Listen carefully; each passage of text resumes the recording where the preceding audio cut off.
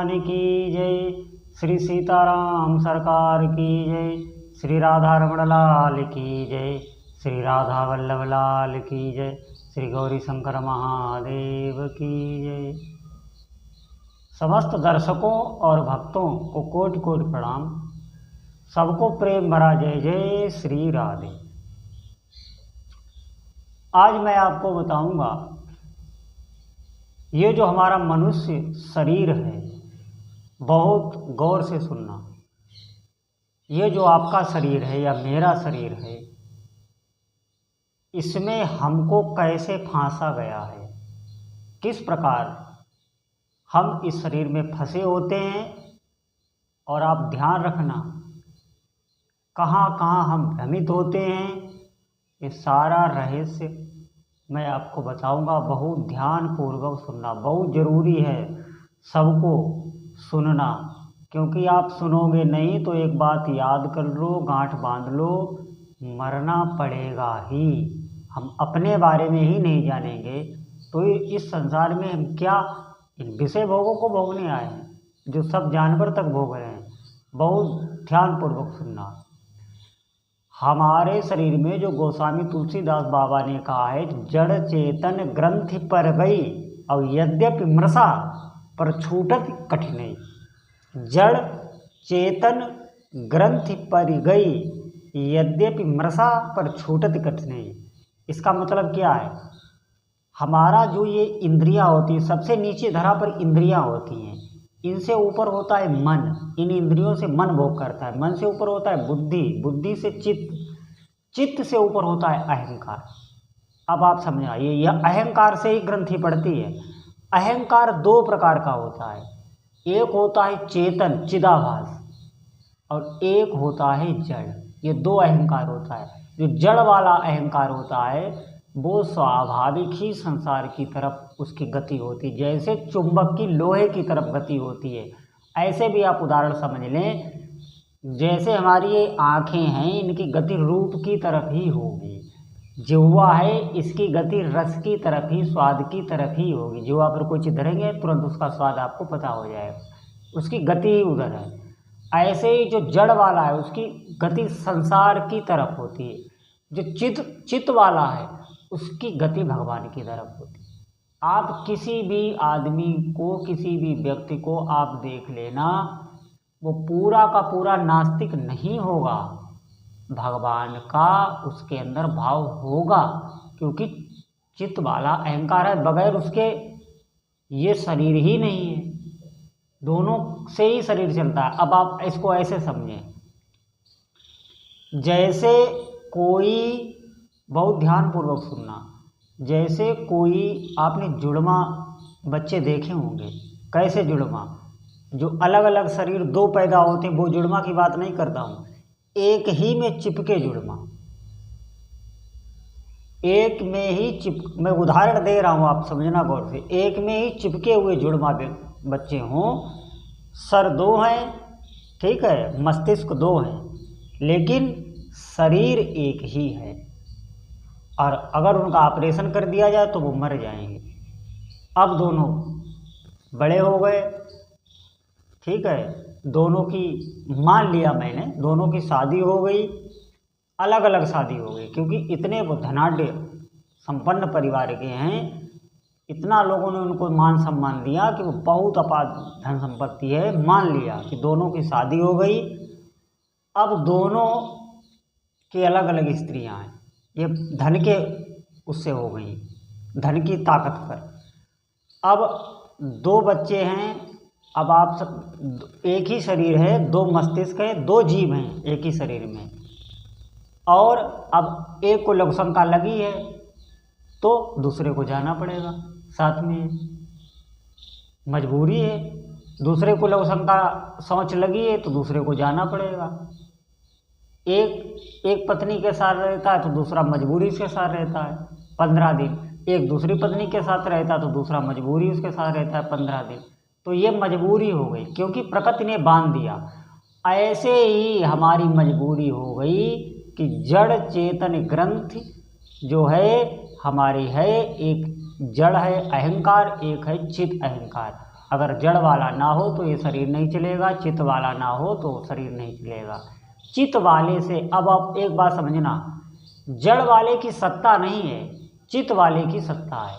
क्योंकि जो मैंने बताया ना, जो जड़ अहंकार है और वो चिदाभास है, ये जड़ अहंकार है वो चिदाभास है, वो पूर्ण चेतन नहीं, वो चेतन का चिदाभास है। इसे ही जीव कहते हैं। दोनों को मिला के जीवात्मा कहते हैं, दोनों को मिला के जीवात्मा कहा जाता है। अब एक बात आप गौर सुनना, ध्यान करना, अब ये छूटे कैसे आप समझना। हम तो इस पर यहाँ तक पहुँच ही नहीं पाते अध्यात्म में, हम तो बस बहुत नीची धरा पे अध्यात्म में रहते हैं। मैं कहता हूँ आप बहुत आगे बढ़िए। मनुष्य जीवन ऐसे बर्बाद करने के लिए नहीं है, खिलवाड़ के लिए, इन इंद्रियों के भोगों के लिए नहीं है। आप पशुओं का हाल देखिए, आप कुत्ते को कभी देखना, वो हमेशा जीभ के स्वाद पर ही भटकता डोलता फिरता। सबसे ज़्यादा एक्सीडेंट कुत्तों के होते हैं। क्यों होते हैं? इंद्रियां इतनी चंचल है, बैठने नहीं देती। बिल्ली है, हमेशा उसका जो है दूध दही आप रख देना कहीं, उसको गंध 10 घर के अंदर छिपके रखा हो, वहाँ से भी उसको गंध लग जाएगी इतनी, क्योंकि इंद्री पर ही उनकी पूरी प्राण सत्ता टिकी है। उन्हें कुछ होश नहीं रहता, वो मर जाते हैं इंद्री पर ही, कंट्रोलर नहीं होता। ये क्यों हुआ? क्योंकि मनुष्य जन्म में उन्होंने इतने इंद्रियों से भोग भोगे तो वही योनि मिल गई। गौर से सुनना, ये बहुत बहुत प्रकृति का टेढ़ा खेल है, इसमें हम लोग फंसे हैं, हमको बाहर निकलना है। मेरी बात मानो, इंद्रिय भोगों से ऊपर उठो। अब आप एक बात सोचना, आपने पतंगे को देखा है? वो रोशनी की तरफ भागता है, जैसे नेत्र जो दृष्टि है वो रूप की तरफ भागती है, ऐसे ही पतंगे में सबसे ज़्यादा दृष्टि का, उसमें सबसे ज़्यादा इंद्रिय प्रबल होती है। तो देखना वो अग्नि की तरफ जिधर भी उसे रोशनी दिखाई देगी उधर जाता है, मर जाता है। मर जाता है कि नहीं? उसे कहाँ विवेक होता है। लेकिन जब पास जाता है तो भागता है। अब देखना, किसी किसी के पंख कट जाते हैं जल के, लेकिन वो पड़ा पड़ा देखता है। क्यों? क्योंकि विवेक नहीं होता उन लोगों। विवेक हमारे आपके पास है, लेकिन हम भी तो इंद्रियों के अधीन हैं, तो हमारी क्या दुर्दशा हो गई। ये इंद्रियां मार डालेंगी, मैं आपको बता रहा हूँ। इंद्रिय भोग बहुत तुच्छ भोग होते हैं, हमें इनको संयम में करके भगवान के मार्ग पर चलना है।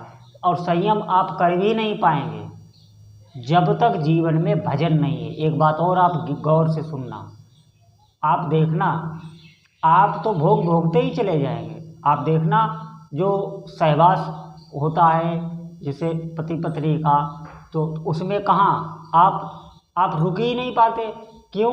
क्योंकि जो ऊर्जा होती है वो ऊर्जा जब नहीं रही तो आपको घृणा होती है, फिर ऊर्जा बनी, फिर आप, तो ये आप थोड़ी न कर रहे हैं, ये तो वो ऊर्जा कर रही है। आप सोचना, जैसे आपको भूख लगी है, अब आप ऐसा समझना है, जैसे आपको भूख लगी है, आपने भोजन पाया, पाते गए घृणा हो गई। अब आपको पवाता ही रहे तो आप वो उस पर गुस्सा आ जाएगी। क्यों? क्योंकि भर गया, भूख शांत हो गई। अब थोड़ी देर बाद जठराग्नि में उपचा दिया, अब अपने हाथ इच्छा होने लगी। क्यों? ये कौन कर रहा है? ये कि आपके बस में है? नहीं, वो भूख से ही हो रहा है। ऐसे ही जो हम भोग भोगते हैं, स्त्री पुरुष भोगते हैं या पशु जो भी भोगते हैं, वो क्या होता है, जो ऊर्जा तैयार होती है वो अपने हाथ नष्ट होने के लिए तुमको प्रेरित करने लगती है, और हम उसी इंद्रियों के गुलाम इस मन से भोग भोगने लगते हैं। मेरी बात दूसरे अर्थों में ना लेना, ये ज्ञान की दृष्टि से, और सब कुछ अध्यात्म में बताना जरूरी होता है। एक एक चीज़ अगर नहीं बताई जाएगी तो वहीं पर हम चूकते हैं, गिरते हैं। मनुष्य जीवन, ये मनुष्य जीवन भगवान बहुत कृपा करके देते हैं, बहुत कृपा। पता नहीं किस योनि में हम पड़े होंगे, और भगवान कृपा एक बार जीव पर करते हैं, उसे दे देते हैं। दोबारा ये मिले ना मिले इसकी कोई गारंटी नहीं, किस योनि में हम पटक दिए जाएंगे। हम इन इंद्रिय भोगों को ही सच ना समझें।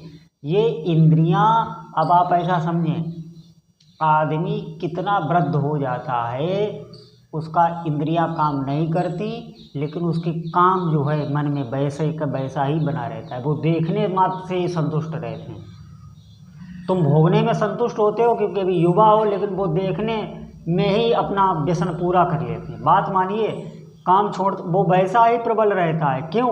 क्योंकि इंद्रियों से भोग भोगे तो मन पे संस्कार पड़ा, अब वो संस्कार जलाएगा।